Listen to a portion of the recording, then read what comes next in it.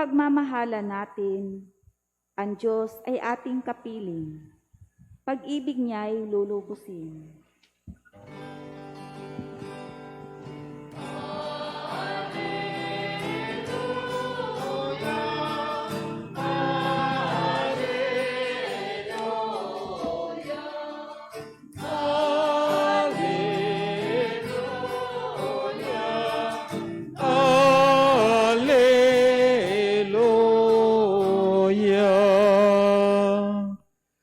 Sumainyo ang Panginoon. At sumainyo rin. Ang mabuting balita ng Panginoon ay sa Marcos.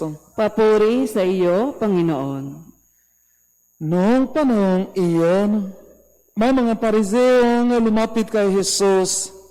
Ibig nilang masilo siya, kaya kanilang tinanong, naayon ba sa kautusan na hiwalayan ng lalaki ang kaniyang asawa?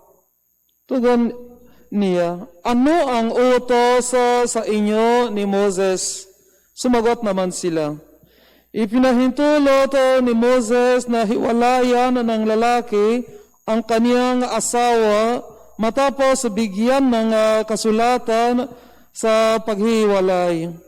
Ngunit sinabi ni Jesus, dahil sa katigasan ng iyong ulo, kaya niya inilagda ang utos na ito. Subalit, sa pasimula pa nang nilikha ng Diyos ang sanlibutan, nilalang niya silang lalaki at babae. Dahil dito ay iiwanan ng lalaki ang kaniyang ama at ina at magsasama sila ng kaniyang asawa at sila ay magiging isa. Kaya't hindi na sila dalawa kundi isa. Ang pinagsama ng Diyos ay huwag paghiwalayin ng tao.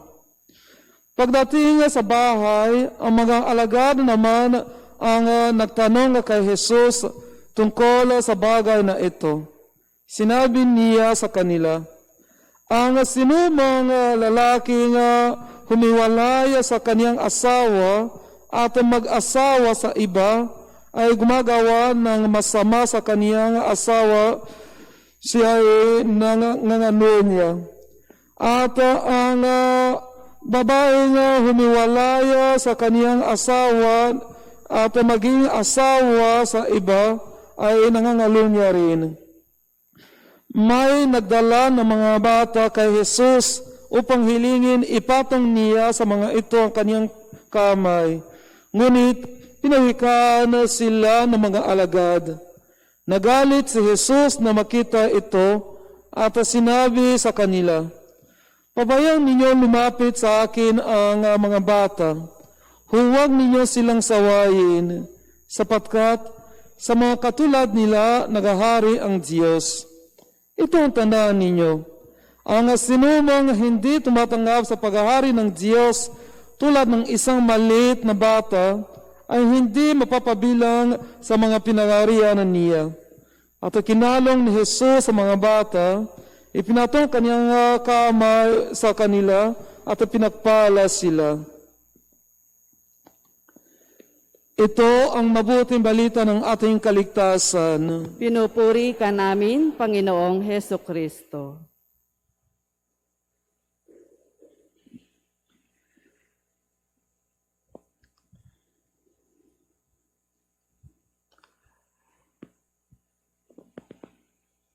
Nilalang niya silang lalaki at babae. Dahil dito ay iiwan ng lalaki ang kaniyang ama at ina at magsasama sila ng kaniyang asawa at sila ay magiging isa.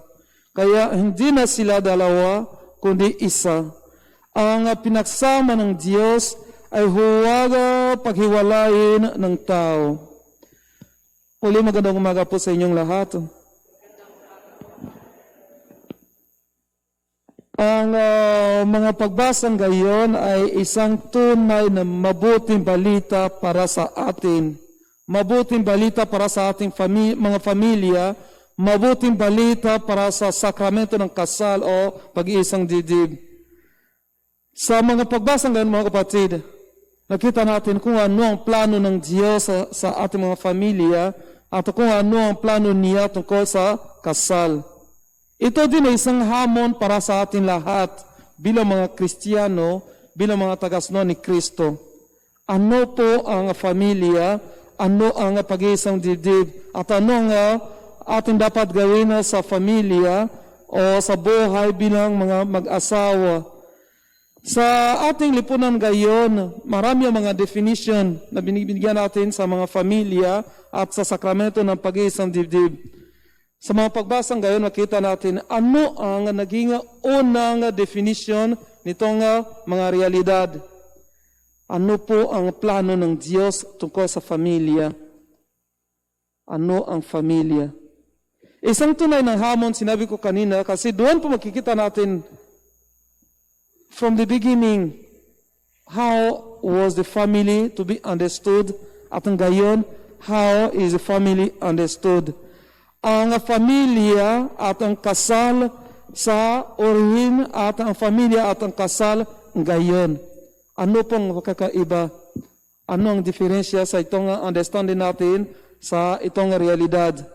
May isang magandang kawikan na sabi, ang pag-ibig o pagmamahal ay bulag.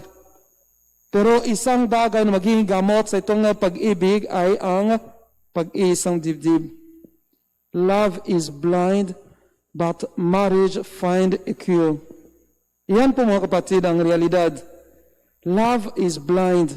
Not because love does not know how to choose, but because love believes, love gives away. And then many things happen. But when we reach to the reality of marriage, we get to understand ano talaga ang pag-ibig. Makikita natin na ang simula ay ang plano ng Diyos. Kaya po maganda ang ating unang pagbasa. Nilikha ng Diyos ng lahat ng mga bagay. Pero pagkatapos nito, nakita niya na hindi maganda na ang tao ay maging isa. Ang sabi niya ay, it is not good that man be alone. From this observation, pinili niya na bigyan ng isang kasama sa itong nilikha niyang tao. Binigyan niya ng karapatan sa tao para pili kung sino magiging kasama niya. Mga hayop at ano pa. Pero sa lahat nito, wala siya nakita isang tapat na kasama.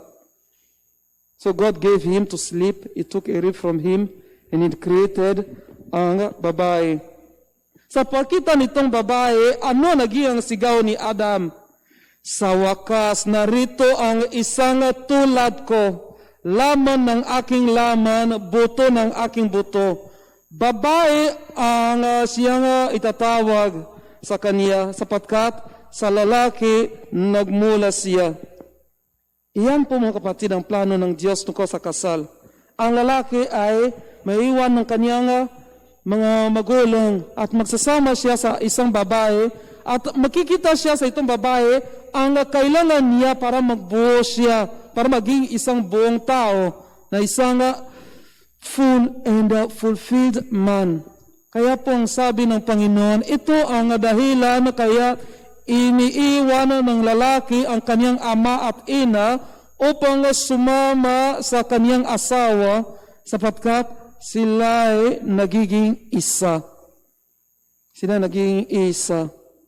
Sa itong realidad ng kasal, ang lalaki at ang babae nagiging isa.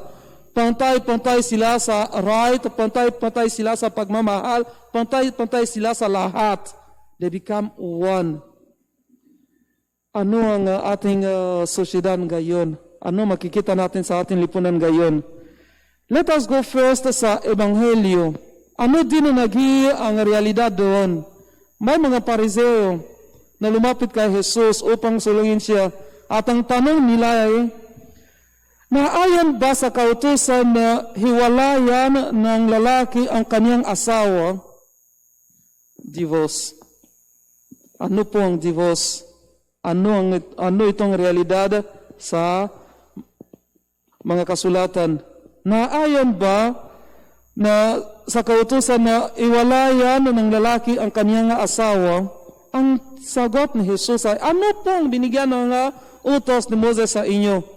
At ang sagot nila, binigyan ng Moses ng karapatan upang iwalayan ang asawa, pero bigyan ng isang bill of divorce, isang papel.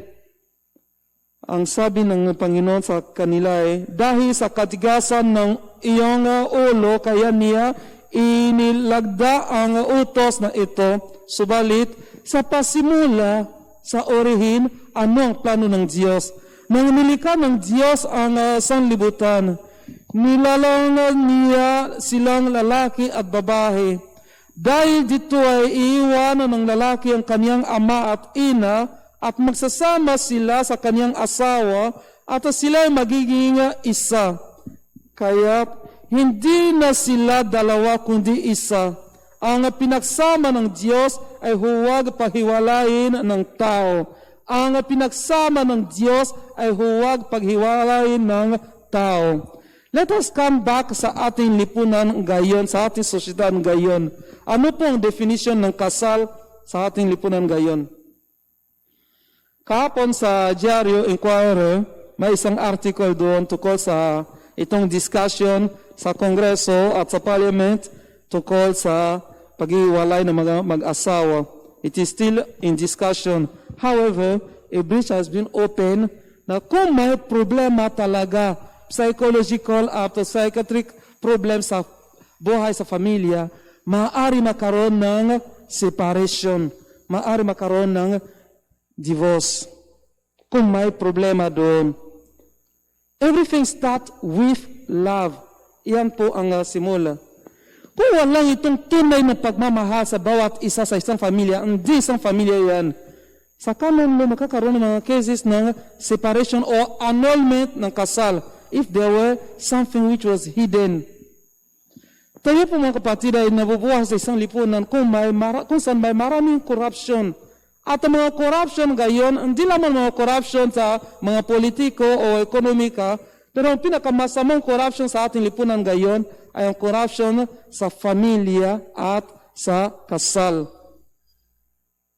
Ang buhay ng tao ay nagsimula doon sa familia at sa kasal. Kaya kung may nangyari doon na masama sa familia, makakaroon din ng epekto sa sosyedad. Ang corruption sa familia at sa kasal, ano po itong mga corruption? Ngayon, unang corruption, ang divorce. Paghiwalay ng mga mag-asawa. Kahapon nakita ko na maganda siya, ngayon pangit siya, kaya ayoko na sa kanya. Gusto ko na isang bagong maganda. Kung iyan ang problema mo, you will have always more beautiful than your wife, more handsome than your husband. God will never stop creating beautiful girls and handsome men. You will have always someone who will attract you more than your wife and your husband. Don't take those ephemerism, those superficial things bilang dahilan kung bakit gusto mo iwalay ang asawa mo. Divorce is a plague. Divorce is a reality. Divorce is unfortunately a very painful fact sa ating mga familia. Divorce is not helping. And through divorce, ano makikita natin sa ating mga lipunan ngayon, sa ating mga komunidad ngayon, may mga broken families. Kung may broken family, may broken ng tao din. Broken tao, mga broken din ng mga anak. You don't control anymore the society. You don't control anymore our families. Yan po ang sabi ko ng pinakamasamang corruption ay ang corruption sa familia. Pinakamasamang corruption ay corruption din sa kasal. Ngayon, ano ang mga definition na binibigyan natin sa ating lipunan, sa ating familia? Ang familia hindi lamang bagay ng lalaki at babae, pero maaari din makaroon ng familia, dalawang lalaki magsasama, dalawang babae magsasama, o isa na gusto ng ang mga ayop niya, maging mga kasama niya sa buhay. Ano po yan? Ano ang sabi ng Panginoon? Nilalang niya silang lalaki at babae. Hindi niya nilalang niya lalaki o babae o tao at hayop. Lalaki at babae.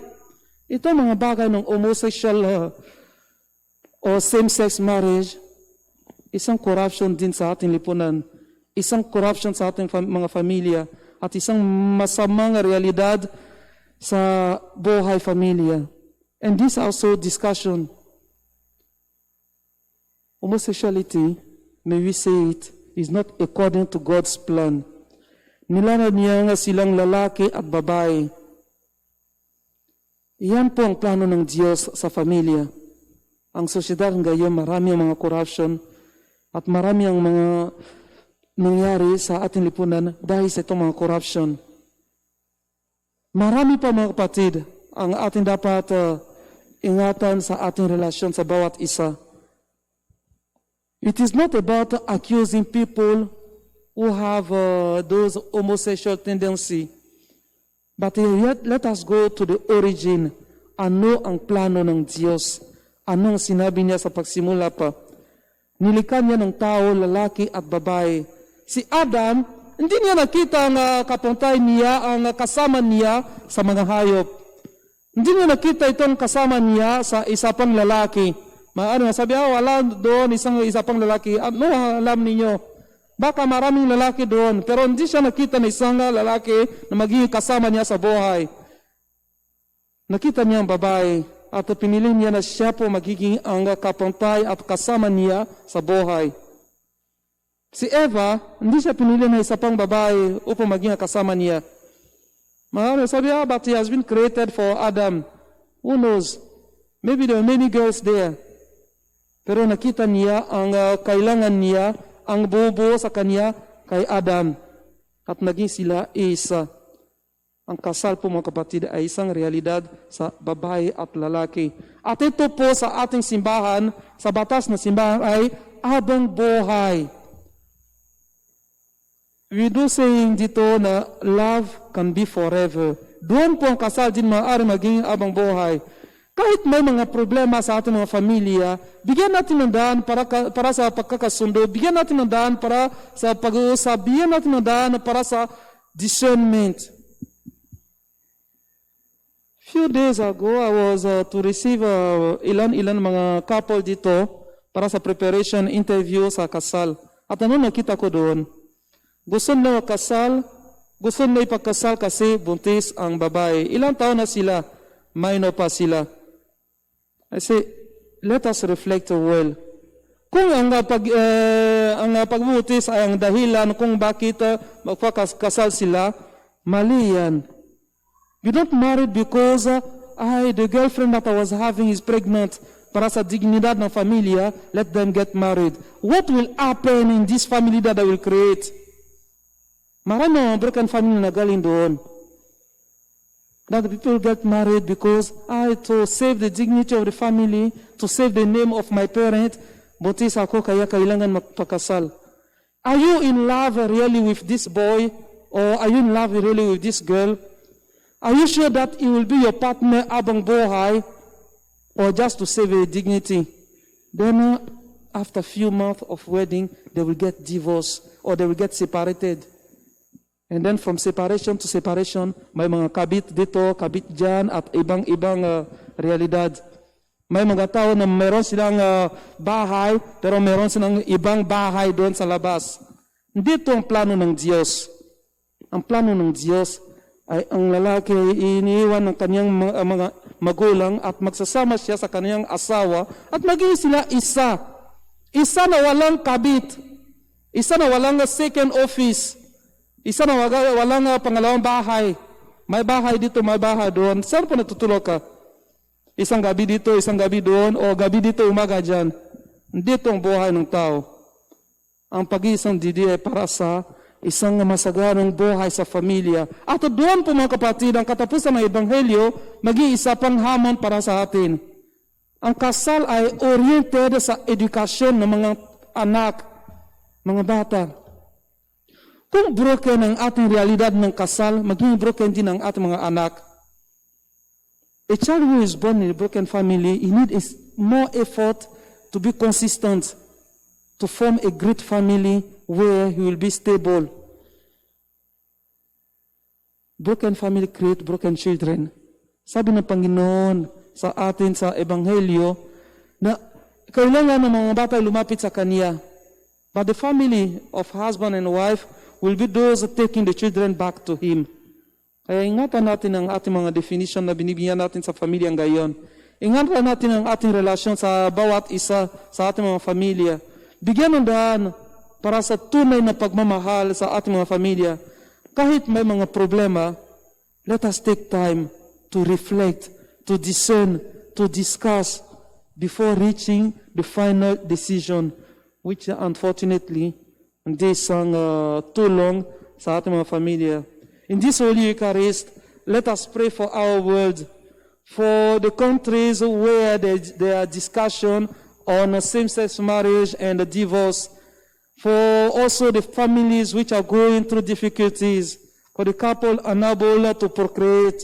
Let us ask ang tulong ng Panginoon upang makaroon sila ng sagot, isang sagot galing sa Kanya, kasi siya po ang pagsimula ng lahat ng mga bagay. Sa ngalan ng Ama, Anak at Espiritu Santo. Amen.